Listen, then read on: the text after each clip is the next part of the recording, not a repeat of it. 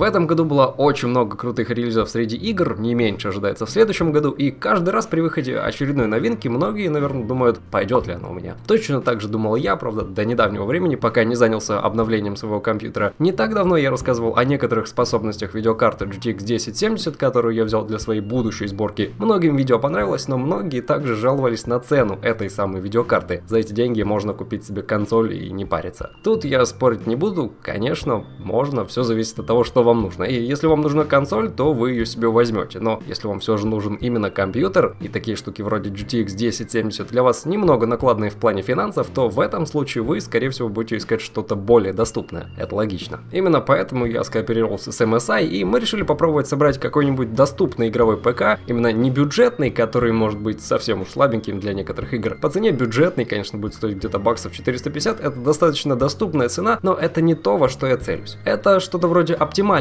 компьютера, такого, который будет запускать игры не просто на средних настройках, но даже на высоких, если вам очень уж захочется. В общем, оставайтесь со мной, и мы с вами посмотрим, что же это может быть за штуковина.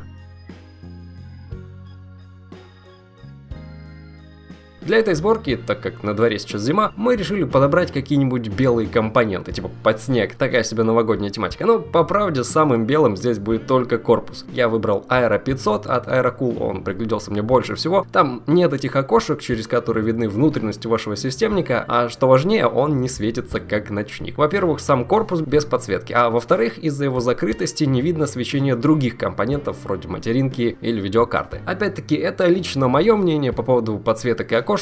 Дело ваше, если они вам нравятся, всегда можно взять другую модель, например, Aero 800 от этого же производителя, и там будут и окошки, и подсветка, все что нужно. Вторая по белизне вещь в этой сборке — это материнская плата. Самым белым у MSI оказалась B150M Mortar Arctic. Она не полностью белая, она сделана под такой себе светлый камуфляж, но по правде в плане дизайна она очень даже симпатичная, так что и так сойдет. Но эту материнку выбрали, конечно, не только из-за цвета. В плане цены она не самая дешевая, но снова-таки самая дешевая нам и не нужна. Это оптимальный вариант. У нее поддержка 6-го поколения процессоров Intel, DDR4, поддержка видео 4K Ultra HD, есть еще другие непонятные для меня функции вроде DDR4 Boost, который дает прирост производительности памяти, а еще Audio Boost, который улучшает качество звука. За качество и стабильность отвечает Military Class 4, за защиту и энергоэффективность отвечает Guard Pro. В общем, в характеристиках много серьезных слов, которые вы можете и сами прочитать в интернете. А еще в комплекте была вот такая штуковина, и я не понял, что это поначалу, пока не загуглил. Это защита для всех выходов сзади. В этой сборке у меня установлен процессор Intel i5-6620K, но если вы ищете более дешевые варианты, то всегда можно взять версию без приставки K. Если вы не знаете, чем отличается версия с буквой K и без нее, то я объясню. Версии K можно разгонять, версии без нельзя. А еще в комплекте с процессорами без приставки K идет вентилятор охлаждения. Все так просто. Если нужен вариант еще бюджетнее, то всегда есть i3. Я, правда, не знаю, как эти процессоры дружат с играми, но на цене это точно скажется. По поводу охлаждения процессора, то тут уже дело каждого. Можно прикрутить вот такую огромную байду. Это Zalman Performa Plus, стоит он около 30 баксов, но нужен он вам или нет, это, конечно, вопрос. Лично я всегда использовал обычный вентилятор, который идет в комплекте с процессором. Мне его хватает, я процессор не разгонял и не испытывал его предельной возможности, так что я никогда не покупал дополнительное охлаждение. Кто-то говорит, что нужно, лучше перестраховаться и все такое. 30 баксов это не такая критичная сумма, к тому же, уверен, можно снова-таки найти вариант подешевле, так что дело ваше. После охлаждения я ставлю оперативку, в этом случае у меня одна планка 8-гиговая DDR4 HyperX Savage. Здесь люди тоже могут спорить, кому-то хватает 8 гигабайт, кто-то говорит, что нужно уже 16. По правде, лично я до сих пор сижу на одной 8-ке, мне пока что хватает ее с головой. В новой своей сборке я вот как раз хочу поставить себе уже 16 гигабайт этой самой HyperX Savage, но вот нужны ли конкретно вам эти 16 гигов, это уже вопрос. В любом случае, одна планка этой самой Savage обойдется в $60, но есть варианты и по 40 у других производителей. Вернемся к корпусу. Самое время поставить блок питания, и то, что здесь я установлю блок на 600 Вт, совсем ничего не значит, просто другого не нашли. На самом деле вам должно хватить блока на 500-550 Вт, но если вам снова-таки нужно сэкономить, то баксов за 80 можно найти корпус сразу со встроенным блоком питания. Не знаю, правда, насколько качественные блоки они туда ставят, так что вы обязательно почитайте отзывы, прежде чем брать, потому что мало ли себе дороже будет. Главная проблема — это установка материнки в корпус и кабель менеджмент. Последним у меня просто-напросто просто отсутствует, так что вы меня простите, если сможете за такой ад, ничего с этим поделать не могу. По поводу жесткого диска и SSD тоже много говорить не стоит. Конечно, всегда лучше взять SSD, например, на 120 гигов для программ и Windows, и жесткий диск на 500 или даже терабайт для ваших игр, фильмов и прочих файлов. Но если скорость загрузки программ и Windows вас не особо парит, то можно взять один только жесткий диск, он стоит около 50 баксов. Последний я устанавливаю видеокарту. В нашем случае это GTX 1050 Ti на 4 гигабайта. Если вас очень смущала цена GTX 1070 в 450 баксов, согласен, это цена новой консоли, то 1050 Ti должна как раз вам подойти. Она вот вышла совсем недавно и стоит около $190. Если и это сильно дорого, то, конечно, можно всегда взять бэушный. Можно, в принципе, все из вышеперечисленного взять бэушное, но лично я не новую технику брать немного побаиваюсь. Никогда не знаешь, всю ли правду о состоянии товара указал продавец, насколько работоспособным будет товар, и вообще вдруг он через полгода сломается. В таком случае у магазинов всегда есть гарантия, а вот если брать с рук, то тут уже на свой страх и риск. К сожалению, VR эта карта не поддерживает, если вы хотели собрать себе VR-станцию, но в остальном это вот наша сборка вышла очень даже производительной, так что давайте перейдем к тестам в играх. У меня было установлено несколько игр, новая вторая часть Watch Dogs, третий Ведьмак, куда уж без него, и еще для теста я поставил Batman Arkham Knight и старичка Crysis 3, который до сих пор изредка используют в таких вот тестах. И что я могу сказать? Все очень даже здорово работает. Сначала я запустил Watch Dogs 2. Решил не мелочиться и установил очень высокие параметры графики, другие опции под себя не менял, вертикальная синхронизация выключена, то в видео про GTX 1070 я ее включил, и многие говорили, что так нельзя, FPS же лочится и показывает не то, что нужно. Так, на очень высоких настройках игра работает в среднем на 35 кадрах. Не знаю, как для вас, а для меня это очень приемлемые цифры. У консольных игроков и такое редкость. На просто высоких параметрах будет около 40-45 кадров, а на средних уже примерно 55. Ультра настройки здесь ставить не стоит, это понятно, потому что вы вряд ли хотите играть в вот такое.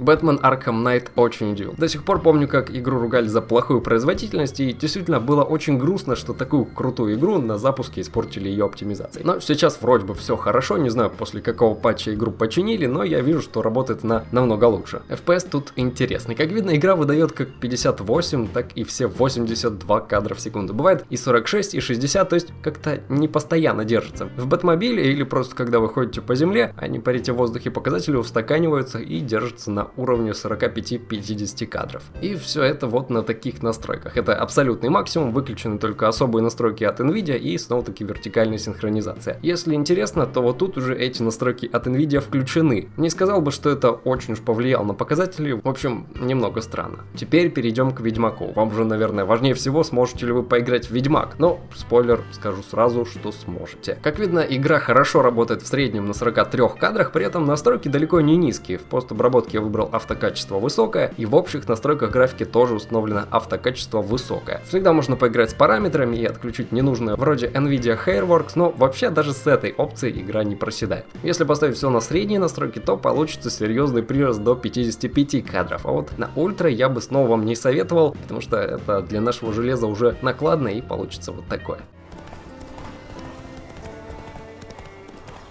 Последняя игра для теста старенькая, но до сих пор безумно красивая и технологичная по сравнению с некоторыми новыми играми. С Crysis 3 наша сборка тоже справилась очень хорошо на максимальных настройках, только разве что не с самым большим сглаживанием, получается около 45 кадров. Я специально выбрал такую загруженную травичкой зону, чтобы проверить по-нормальному. Если же немного снизить настройки с максимальных до высоких, то результат будет 65-70 кадров в секунду. По-моему, это очень неплохо. В итоге, что я могу сказать? Как по мне, сборка получилась хорошей, симпатичный, что немаловажно, ну, кроме кабель-менеджмента. Я даже хочу взять себе точно такой же белый корпус, мне он очень понравился. В играх компьютер показывает себя достойно, вы легко сможете насладиться всеми новинками как 2016 года, так и предстоящими хитами 2017 года. По поводу доступности в плане цены, то конкретно эта сборка обойдется примерно в $750. Но, если учесть упомянутые мной ранее нюансы, например, надобность охлаждения, то цифра будет куда меньше. Так, если взять обычный i5 6600, вот эту GTX 1050 Ti с материнкой BM150M, какой-нибудь планкой оперативки на 8 гигабайт, жестким диском и корпусом с блоком питания, то все это может обойтись в $650. А если взять i3, то и вовсе в 580. То есть всегда можно чем-то жертвовать, брать что-то дешевле, но всегда нужно понимать, что это скажется на результате и производительность будет уже не такой, как, например, в этом видео. В любом случае, я надеюсь, что это видео было для вас полезным. Если вы искали какие-нибудь тесты интересующих вас компонентов или просто личные мнения, то я надеюсь, что хоть как-то вам в этом помог. Если это так, то поставьте лайк, поделитесь с друзьями, это очень помогает. Добавляйтесь в ВКонтакте, все ссылки в описании и не забывайте подписаться на канал, чтобы в новых роликах самым первым.